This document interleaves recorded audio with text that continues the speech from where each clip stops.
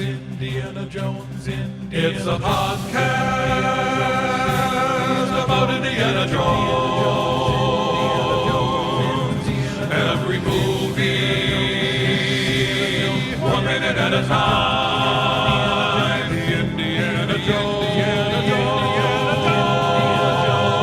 Minute. Welcome back to the Indiana Jones Minute. This is the podcast where we just let it go. I'm Pete Mummer. I'm Tom Taylor.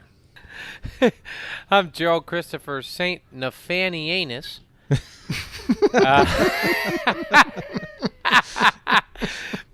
I'm actually not going to tell you what he is the patron saint of, but I encourage you all to just run with it. Porter. I'm concerned that there's lightning coming through every one of our microphones right now. How do you spell Nathanianus? No, it's Nathanianus. It's exactly how it feels. All right. No, it's Naffani anus. Okay. Yeah. It's like the Mickey Mouse Patron Club. saint of... Oh, yeah, you're just letting us guess on this one, right? Yeah. Oh, yeah. Okay. Yeah. Probably just as well. I'm not going to talk about it. Not on the air. We have a guest, Peter. Yes. Some decorum. Hi, this is Andre Julian, and I'm going to pretend I just hear all that. If you dare. Yeah, Andre, welcome back. We last had you on the bridge in Temple of Doom. It's like a second date. You made it. It was the Got it. scene of that movie, of Temple of Doom. So I feel like I'm back again for what is most likely the best minute of this movie, and I appreciate it. I don't know if you guys do it on purpose, but thank you for it. Of course we do. It's all part of some Yes. plan. And the best minute is minute 118. Minute 118 begins with Elsa wrenching free of Indy's grasp to make one final play for the Grail, and it ends with Henry looking up at the Grail Knight.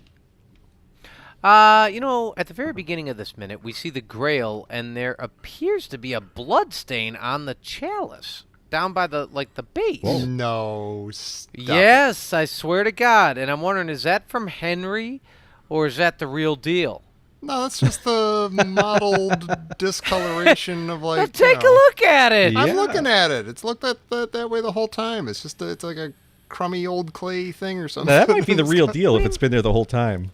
Well, that's Yeah, I think it could be too. Yeah. Well, remember Joseph of Arimathea was, oh, no, wait. Yeah. So bleed this way. He was But then- holding, that was the whole thing. He held Wouldn't the cup whole inside be under. stained with it then too? Maybe that's why the knight built No, it. they painted that gold. No, he wouldn't cover that up. That would be sacred to him. Well, the That'd be, outside's got the blood on it still. Yeah. I'll save some of the blood. Well, that was the whole purpose that in that picture in Henry's room. You see him Yeah. like there's just a fountain of blood, and he's collecting it all in the grails. So maybe they just didn't wash it. Like maybe that's how it has the magical powers. Yeah. I will go with it for the sake of conversation. Well, speaking of the sake of conversation here, Tommy, say Yeah. it. When Elsa grunts and lustfully and violently reaches out for the Grail, Yeah. who does that remind you of? And there's a hint. Pete Mummert will have no clue who we're talking about. Oh my God. Now see, I'm on the spot now, and I don't feel like I know who she. No, who Wow. does it? Who does it? They reach out exactly in the same way from a movie you and I both love. God. I bet I can guess. Well, go for it. Gollum. I think Andre's right. Yeah, well, you're very, very close. But I was thinking Bilbo when he gets all frenzy cake and crabby at Frodo. You're right. Yeah. I Yeah. just No, knew that's that really Lord of good. the Rings. Yeah. He after- goes all Yeah, freakish. yeah. Yep. He gets all freakish. Yeah. Yep. And if you look, Elsa has fangs. Like for a quick second when she Oh, rubs yeah. that, like she No, she reaches looks- out and she goes Yeah. like, oh, she like has fangs. Yeah. She looks Feral. she looks exactly like Bilbo. Yeah. Yeah. You know what's funny? You you mentioned like, oh, this beautiful woman made this weird kind of guttural sound. Like the first thing I thought was like, is he talking about Hungry Like the Wolf? Like those sounds you hear at the end of Hungry Like the Wolf? Is that what he's going for? That's usually what Jared goes for. I totally missed the whole Bilbo thing. Yeah, no. That we can't talk about that. That was last minute with John the Long Suffering. That's how I feel about the end of Hungry Like the Wolf. I like that because I keep talking about how this mirrors Raiders and how I feel like they're closing the trilogy kind of with the opposite of where they began it. And the look on Elsa's face here, it just reminds me of a look that would be on Indy's face back in the beginning of Raiders. Yeah. Like this is what she wants most in her life right here. And she's willing to do anything to get it. Well, isn't that the attraction of the Grail? Yeah. And to be fair, it is the Holy Grail. Yeah. Yeah. Even though like Henry Jones doesn't care about it anymore, so now she has Well, that's the interesting thing is that Indiana, I mean, the real irony is Indiana Jones doesn't really care about the Holy Grail, and he never really has, as you said, Tommy, this whole movie. Yeah. And Henry found the Grail already. Like he found the meaning and he found what he wanted from the Grail. Yeah. If anybody wants to go nuts and kind of not be able to watch this minute ever again, just listen to like the first, like maybe 10 seconds, and just like don't even watch, just listen to it and just listen to Indy going, Elsa, Elsa. He just keeps saying Elsa like in different ways. Elsa. Elsa. Well, then he says, he says, "Give me your hand, honey." Yeah. And is that a pet name or is he like channeling a 50s diner waitress? Is that like a Dexter Jetster fever dream reference? I think that deep down there's still some part of him that kind of likes old Elsa. Yeah. Remembers their time in Venice. That it could have been sincere. I think they both have that, and I think it's be really nice to get another draft of this script, so that could have come out a little bit. Yeah. I'm really freaked out by that. I don't understand because it kind of distracts me because I'm like, wait a minute, is he just saying that only because she's in she's a woman in a cave filled with men? Or like in its 1950s like that, as you mentioned, Pete. Or am I supposed to think that even up to the very end of the movie, Indiana Jones still has feelings for Elsa? Also, I think there's another possibility. But isn't that his character flaw in every movie? Yeah. Is he has his love interest and he follows her and chaos ensues. This is true. Yep. Yeah. It's just it's dressed up in a funny way here. But I think it's wearing a funny hat. What they're doing though is that in a minute Henry's going to do the exact same thing. And I think Indy's trying to do what Henry's trying to do. He's trying to talk her off of the ledge. And he's trying to be he's trying to be, like a mother hen. He's here, honey, I can't. Well, considering they're straddling a chasm to hell, Indy is pretty measured here. Wait. Oh, I don't know if we can, I don't know if that's in evidence. A chasm to hell? Yeah. Well, it's down. We all know we're down. Yeah, no, I mean we all know the arc goes up. They all go up to the clouds. Although we did debate that going up could be. Well, we said they went up essentially for judgment. Nazis there could be went up for judgment. Rivers of holy water down there. Oh yeah. This could be built on sacred springs. Ooh, good point. There is a lot of dry ice. Did you notice if you look at her wrist, when he's holding her hand, you can see a bright red scar. And I'm thinking that's actually the scar she got, that Allison Doody got when they were filming the scene in the catacombs. Oh, my and God. the hot wax stripped on her Wow. arm. Yeah. Wow. That's funny. I mean, not funny, but you know what I mean. That's interesting. It's a good catch. That's what I'm trying to say. Right here with the honey, do we want Elsa to live? You know what? It feels like she's Bilbo crazy. Like she's clearly not thinking at all, and she's kind of feral and nuts, and she's sort of like already a lost cause. It seems like, even if Indy's might be holding on to like some glimmer. Is it because of the Grail? Because Indy goes through the same thing when they switch positions. So his eyes get a little wide-eyed, and he gets a little Bilbo-y. But he's our He's our buddy, though. Yeah. We know that he'll come okay on the other side. He'll be all right. You know what's really funny, and I'm going to call a little bit of Yahweh dirty pool here, is it seems like when you get around the Grail, you get, much like in Lord of the Rings, if you get close to the ring, you covet. Yeah. You know why? And why? You know, and all of a sudden, it's almost like the Grail is tricking you. It has this gravity to it. And it's almost like a gravity of like immorality or something. Well, if you think about it, I mean, if you look at the Grail, remember, it's the Grail that Christ drank out of. The wine inside the Grail represented his blood, and it wasn't the Grail. The Grail itself was not the vessel. So I think the Grail becomes a symbol for an idol, and it obviously says, there shall be no idols before me. So I think that's what happens is they actually start to idolize the Grail rather than what it symbolizes. It's sucking them in. It's drawing them in. Yeah. But so is the idol then procuring the greatest antiquity or the greatest relic known to man? Is that what, I guess she's...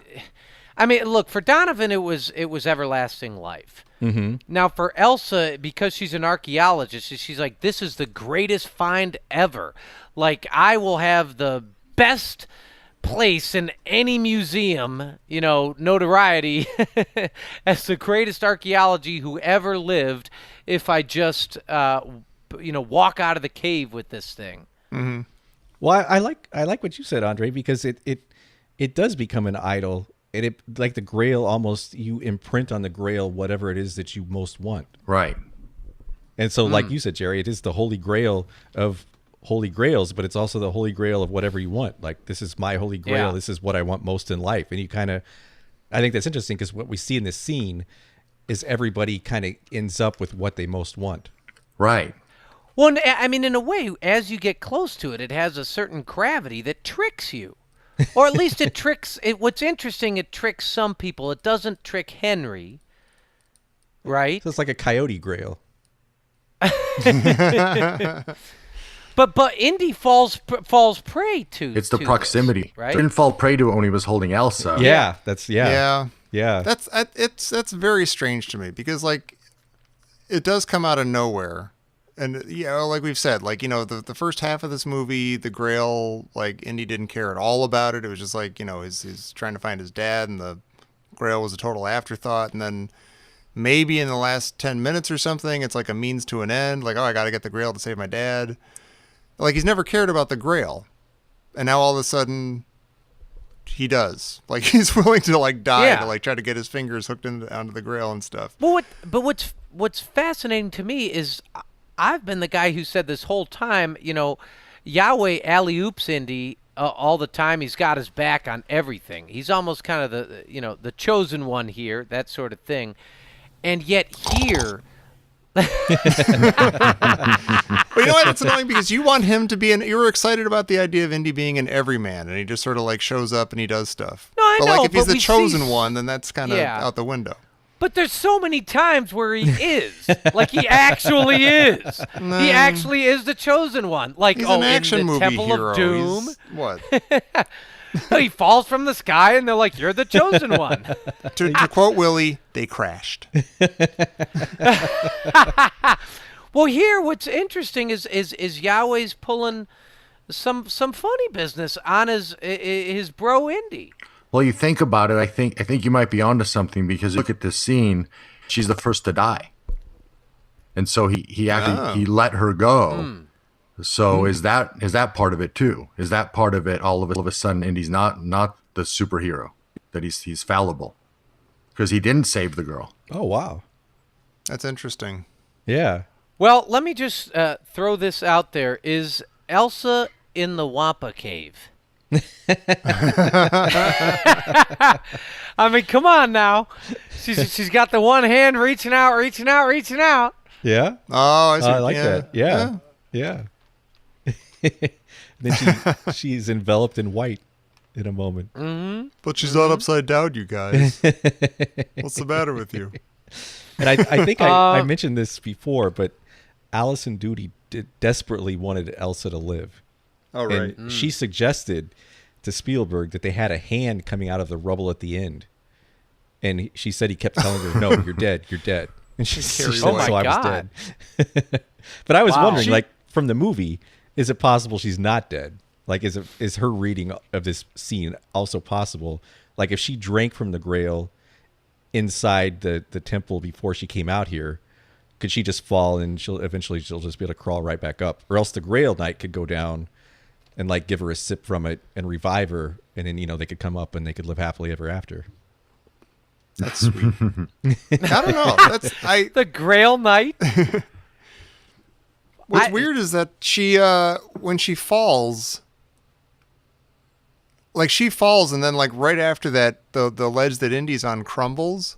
Mm-hmm. So you hear that, but it almost like every time I watch it, I think I'm hearing her landing. Yeah, like this kind of crunchy, rubbly. Yeah, yeah. Oh wow! It's like almost in like she's it's like in 1941. Where the guy drops the artillery shell on the other guy, and then it cuts to the guy hitting the cymbal. It cuts to the It's like the same kind of, or it's like the stamp gag. That's why you like it, Tom. It's like the stamp gag. Yeah, I do love that stamp gag. It's real good. Well, do we like that Elsa's death is bloodless and not violent? Like I feel like her death here is a poetic one. It's just like Ursa and Superman 2. Well, she just sort of disappears into who knows what. Yeah, I like that. Where Raiders of the Lost Ark, even with Donovan. Well, all these Nazis and bad guys' deaths, you get face melting and you get like instant aging, and even Mola Ram, it's like they took they went the extra yard. They went for 2 after the touchdown with the crocodiles eating them up and tearing them limb from limb. But here, Elsa we don't know. We see no death. She just disappears. It's I love this gentle. because in Indy 5, Elsa could have robot legs, just like Darth Maul. That'd be awesome. Yeah. I hate movies so much. Yeah, Pete, you're cracking. What's going on? It's 1:17. He watched one of us dissolve a few minutes ago, and now he's cracked. Yeah. He's just reaching the grails. I do like that though, Tom. Like you don't or Jared, whichever you said, you don't see her die, and you don't know what happens in it because you get the sound where you expect to hear a thud, you hear the ground crackling. You don't know if it's an endless chasm, and you don't know maybe she'll be falling for 20 years. Like you don't know. Yeah. Well, so that's what I was asking. Is Elsa in hell? Well, she could be soaking in the waters of Petra. Yeah, that's true. Right. Yeah. I mean, it's like a spa. I think it's interesting that he chose Petra to film this movie. That was the biggest source of water in the middle of a desert. Yeah. I do think it's a little weird. We talked about like they cut from her falling to like Indy falling, and you get that rubbly sound. But then you also don't get Indy's. You hear him kind of like grunt or something, kind of react to her falling, but you don't see him react to her falling. You don't get like she's kind of gone, and then they kind of move on.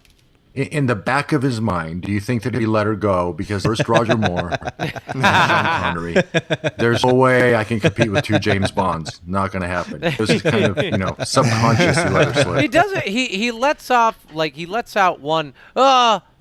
And that's it. Mm-hmm. That's it. But you'd that's think all it is. I don't know if I'm just like used to watching movies or whatever, but you'd expect him to just have some sort of visual reaction, like you see the look on his face. Yeah. And, like Elsa slipping out of But his even grasp. see, that's what's so strange about the whole treatment of their whole relationship. You don't have that, and also if you did, that would also be kind of strange because I'd be like, oh my God, he cares about her. Yeah, maybe they didn't shoot it because they didn't know what it should look like.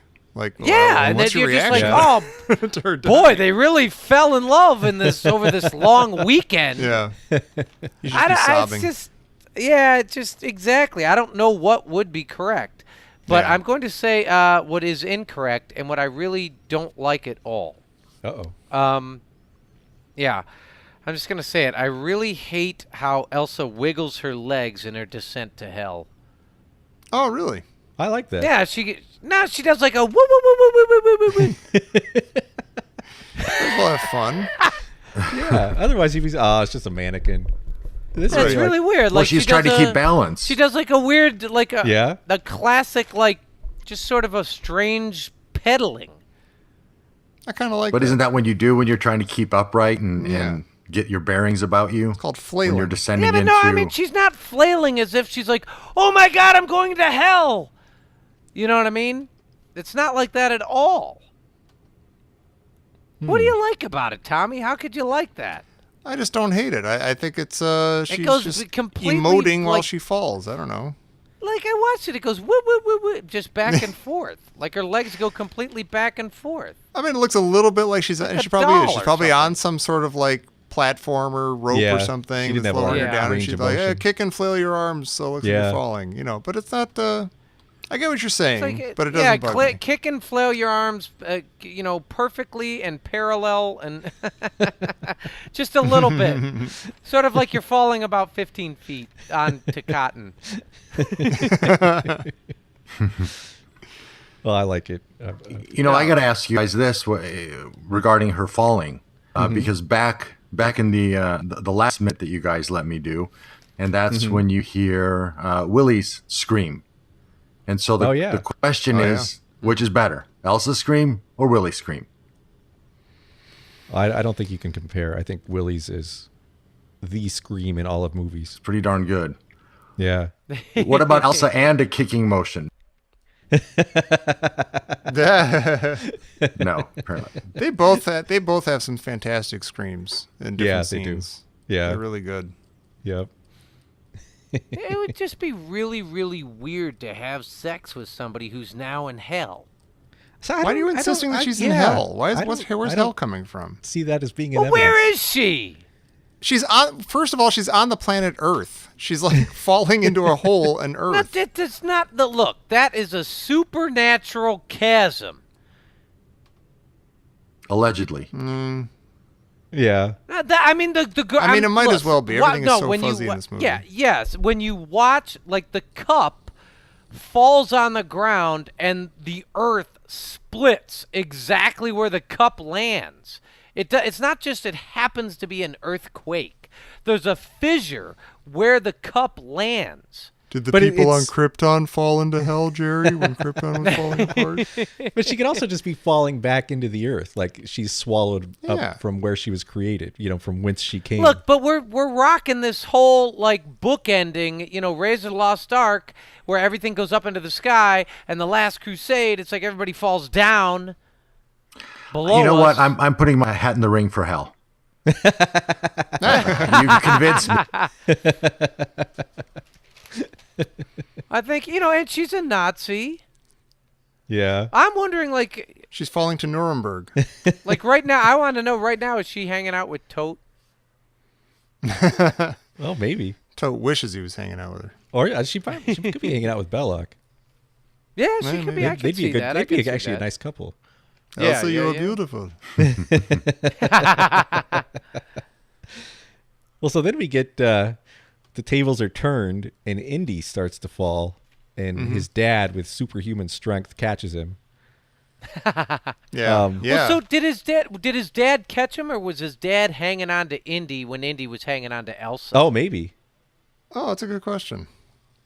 Yeah, were they a big human rope?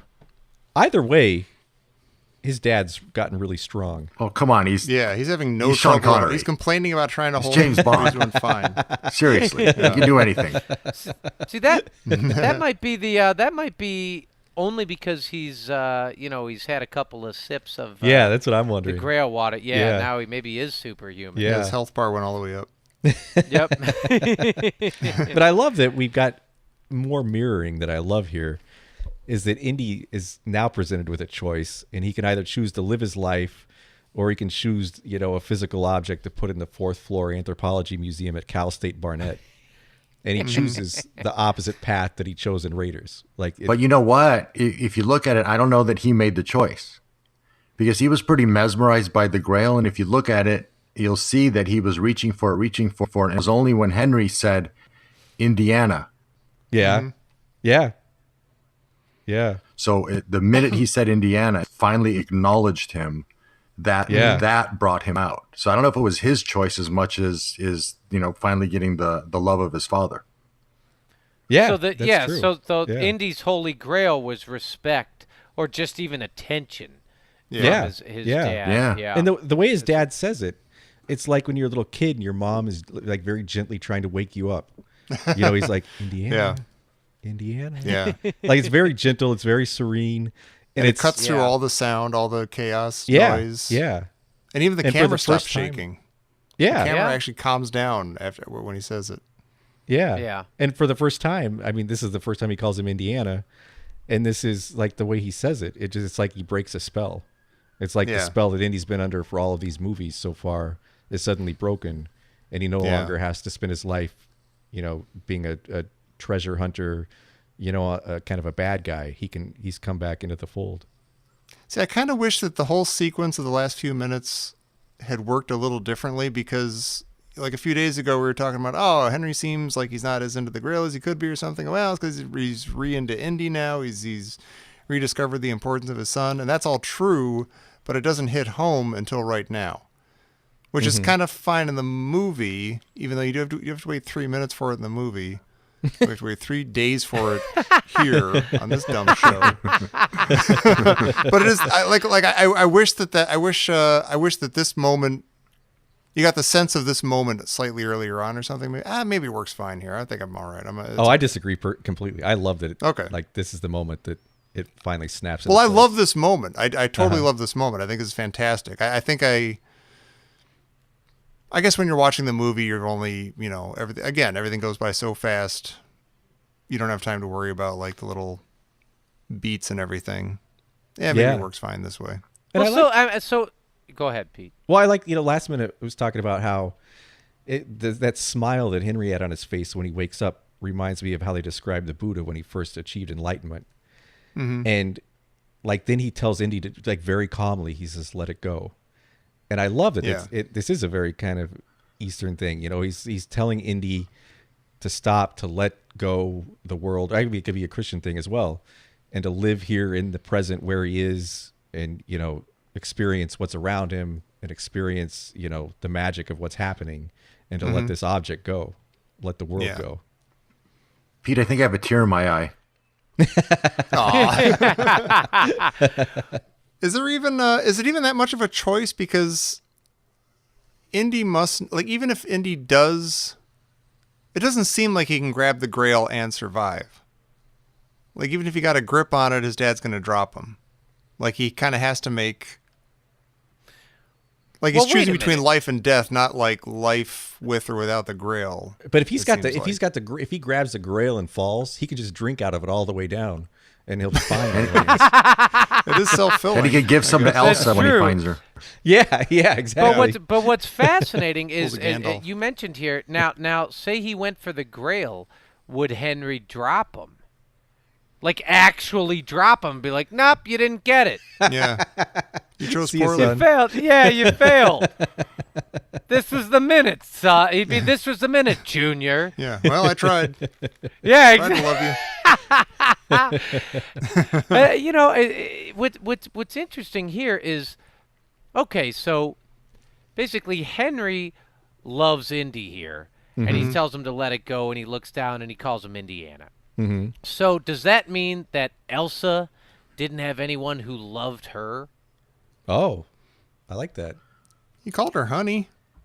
But honey, so was that her real name? Her real name was Honey. Right. I mean, well, that's what I'm saying. It's one of the, Henry can reach Indy here. Yeah. And I love that because Indy was not able to reach Elsa. Yeah. And maybe that's all if she needed somebody, like maybe she never had anybody in her life like that. Or maybe Elsa would be alive now if her dad had been in the cave. Or if he had cared a little bit more. Dad. Maybe that too. Or maybe if Henry had been the one holding your hand. Oh. Yeah. And we get a beautiful shot of the Grail Knight standing in the distance, right after Henry pulls him to safety. Yeah. And then we get Marcus and Sala kind of running along the tilted floor. This ends with my absolute. I've been talking for the last several episodes about the mirroring between this and Raiders, and I think this is the absolute capstone to that. is the temple starts to crumble and these giant stones start falling from the ceiling, exactly like the stones in the Chachapoyan temple. Mm-hmm. But this time, instead of going out into the light and finding Belloc, Indy goes out into the light and finds that he's found his father. And I think it's the perfect end to the trilogy. Because that's been his adversary his whole life. Yeah, it mirrors like the complete transformation. Like he's had, we've been complaining that he doesn't have an arc, but I think he has a. If we look at these movies as a trilogy, he has an amazing arc. If you take the end of this movie.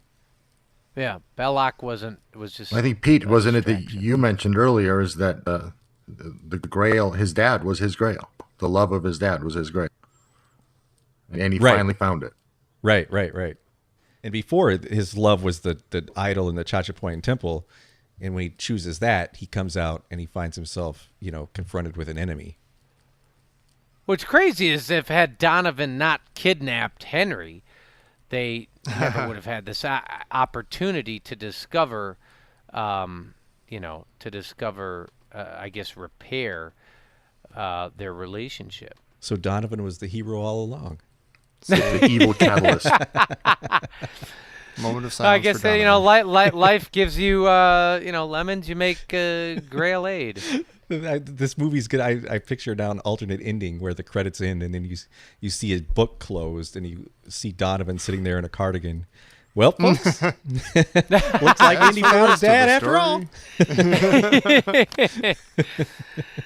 It's hilarious. Is Allison Duty in that scene at all? In the alternate ending? Yeah, hopefully they're all sitting around the fire drinking hot cocoa. Yeah. And Marcus is there and Marion's there and Willie and definitely Short Round's there. Now, you see, I wonder, maybe we'll get there. We still have a few minutes left here, but I'm just thinking, where does the Grail go? Does God, blow it back to God? Does he blow it back to himself? Or is the knight just like, oh, God, okay. And he just has to crawl down and get it. Like, all right. Yeah. Another 700 years. My money's on the knight. I think the knight gets it. He's committed. Yeah. Yeah, well, that he is. Yeah. Well, if he wants to live, he has to get it. Well, speaking of day after day, same old thing. Yeah. The Sisyphus of the Porter household. From Professor Christy Porter. Elsa falls into a crack in the floor, just like Rumpelstiltskin does, who stole a baby, just as Henry shouts, "Junior, Junior."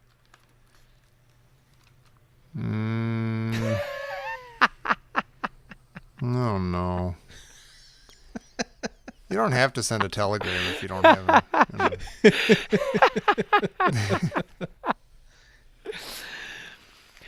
No, I think there's a lot.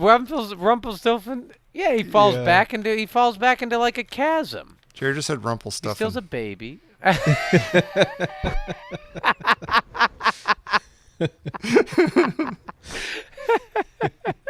think we're almost done with the movie, right? I hope so. It's getting We're all looking for cracks to fall into. Yeah, we're just gonna dive in the next time we see one. Yeah, we're not even reaching for the ground. We're just rolling over into the chasm. Nah. Cross the seal, Tom. Cross the seal. Yeah, okay.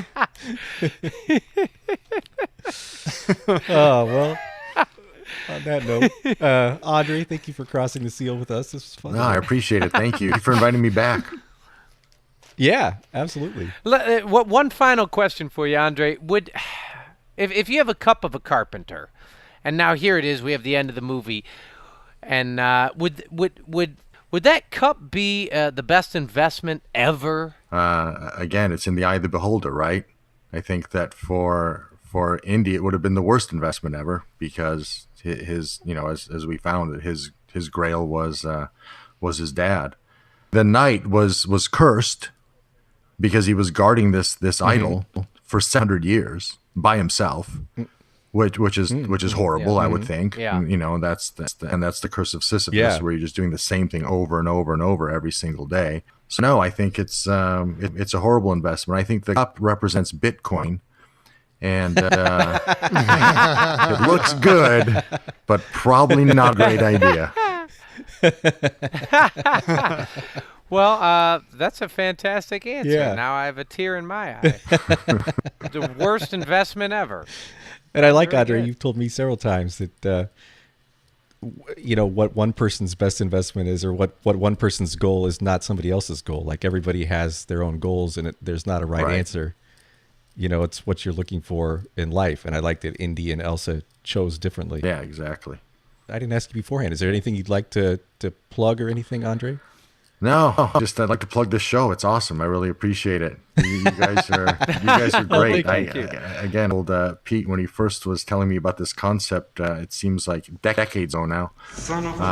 That how can you talk about 1 minute of a movie for 30 to 45 minutes? How is that even possible? You guys make it possible. So I love when you guys are great. Well, thank you. I feel like Thanks. it's becoming less and less possible as things go on. But thank you. Hey, it's your grail. And yeah, It is. I think that makes us the knight, unfortunately, and not Indy or Henry. Listener, if this is your grail, you can come back here tomorrow and hear more of it on minute 119 of Indiana Jones and the Last Crusade here on the Indiana Jones Minute. Elsa. Elsa. Elsa. It is. You're right. It is weird. It's totally creepy. Andy has a cold again. Elsa. He does. He's like, Elsa, Can you give me the other head, Elsa? let it go, honey. Let it go. Honey. Let it go, honey. Why do you wear gloves? Make a good boy. Yeah, that glove didn't help things. No. But I'd rather end it on Henry's very nice Indiana. Oh, Indiana, wake up. we're grandmas.